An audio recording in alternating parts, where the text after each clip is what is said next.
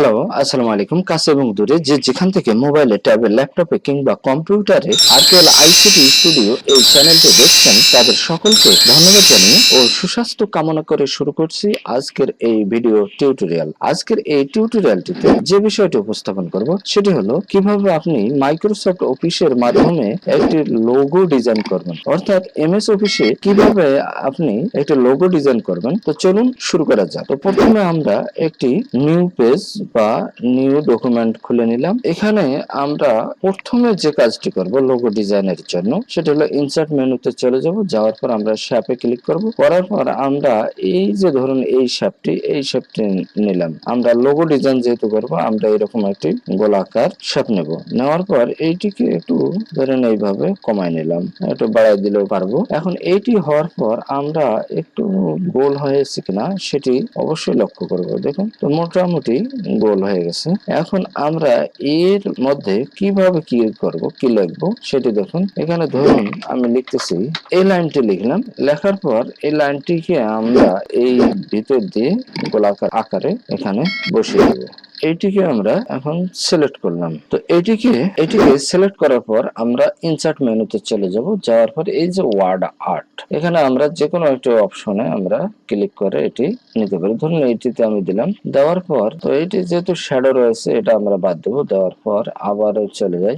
ধরুন তো এইটি আমরা ওয়ার্ড আর্টের মাধ্যমে করলাম। করার পর এখন এইটি আমরা এর উপরে গোল আকৃতি করে অর্ধেক পর্যন্ত বসা দেবো। সেটি এই শেপের মধ্যে বসার জন্য আমরা এই ওয়ার্ড আর্ট যে নিয়েছি, এখন আমরা এখান থেকে এই যে টেক্সট ইফেক্ট এখানে আমরা ক্লিক করব। করার পর ট্রান্সফরমেশন, এখান থেকে এই ডিজাইনটি এখানে নেব। নেওয়ার পর আমরা এইভাবে দেখাই, এইভাবে টেনে একটু নেব। নেওয়ার পর টেনে নিচ্ছি। দেখুন গোলাকৃতি ধারণ করেছে। এখন আমরা যে কাজটি করব এইটি এইভাবে নিয়ে এসে আমরা এর উপরে বসিয়ে দিলাম। তো এখানে বসালাম। বসার পর এখন এটা একটু হলো সরাতে হবে। এটি এইভাবে দিয়ে দিলাম।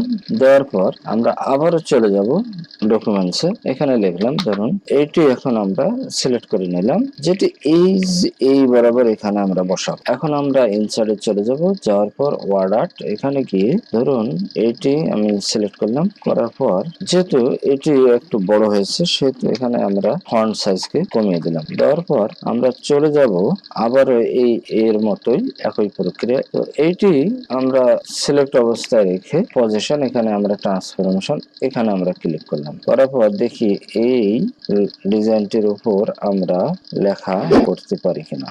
এটিকে আমরা একটু কম বেশি করে এভাবে টেনে টেনে টেনে টেনে একটু মাপ মতো বসাবো, যাতে লোগোটি 100% না হলেও যেন 99% দেখা যায় বা এটি ভালো মনে করে। দেখুন পরবর্তী লাইনটি এখানে বসালাম, কিন্তু এটি মাপ মতো বসতেছে না। এখন মোটামুটি হয়ে গেছে। এখন আমরা যেহেতু এটিকে দুই ভাগে ভাগ করব সেহেতু আমরা আবারও ইনসার্টে গেলাম, শেপ, এখান থেকে ধরুন আমি এই তারকাটি নিয়ে নিলাম। নেওয়ার পর এখানে এইভাবে ডিভাইডেশন করার জন্য বসিয়ে দিলাম। দেওয়ার পর এটি দেওয়ার পর আমরা কালারে চলে যাব। দেখুন কালার দিয়ে দিলাম এবং এটা একটু উপরের দিকে নিয়ে নিলাম। নেওয়ার পর এইটিকে আবার আমরা কন্ট্রোল সি করার পর কন্ট্রোল ভি করব। করার পর এই নতুন দাগ অনুযায়ী এখানে আমরা বসিয়ে দেবো। তাহলে দেখুন লোগোটি একটু হলেও। তো এই পর্যন্ত আমরা এই গোলাকার আকৃতিটি তৈরি করে নিলাম। নেওয়ার পর আমরা এখন ধরুন এখানে একটি ছবি দেব, তো বা লোগো দেব। সে লোগোটি কোথায় পাবো, আমরা ইনসার্টে চলে গেলাম। যাওয়ার পর ক্লিপারে ক্লিক করলাম। করার পর এখান থেকে যেটি আমার দরকার, ধরুন এইটি কিংবা, তো এখান থেকে যে কোনো একটি চিত্র আমরা এখানে মাঝ বরাবর দেবো যাতে লোগোটি সুন্দর দেখা যায়। তো আমরা এখানে এমএস ওয়ার্ডের এই ক্লিপার সার্চ ফর, তো আমি এই ছবিটিকে সিলেক্ট করলাম। করার সাথে সাথে দেখুন এই পেজে চলে আসলো। আমি এটিকে কেটে দিলাম। দিলাম। দেওয়ার পর এইটি আমরা এই মাঝ বরাবর বসাবো। এটাকে টানলে এখানে আসতেছে কিন্তু সমস্যা সৃষ্টি করতেছে। তো আমরা যে কাজটি করব, এভাবে গিয়ে আমরা তো এই কম্পিউটার এই লোগোটি বসার জন্য আমরা এইভাবে টেনে হেঁচড়ে নিয়ে গেলে কাজ করে না। তো আমরা কি করব, রাইট বাটনে ক্লিক করার পর টেক্সট র‍্যাপ, এখান থেকে ইন ফ্রন্ট টেক্সট বা বিহাইন্ড টেক্সট বা টপ এন্ড বটম, তো ধরুন বিহাইন্ড সেটস দিয়ে দিলাম। এখন এইটি আমরা এইভাবে সরাসরি নিয়ে গেলাম। এখন আরো একটি কাজ, সেটি আবারও আমরা ইনসার্টে গেলাম, যার পর শেপ, এখান থেকে একটি শেপ নিয়ে নিলাম। ধরুন সে শেপটি এটি। এখন আমরা এইটির এইভাবে পিছনের দিকে অর্থাৎ আল পর্যন্ত এইভাবে দিলাম। দেওয়ার পর এইটি দেওয়ার পর আমরা এখানে রাইট বাটনে ক্লিক করার পর তো এইটির ফিল কালারটি তুলে দেব।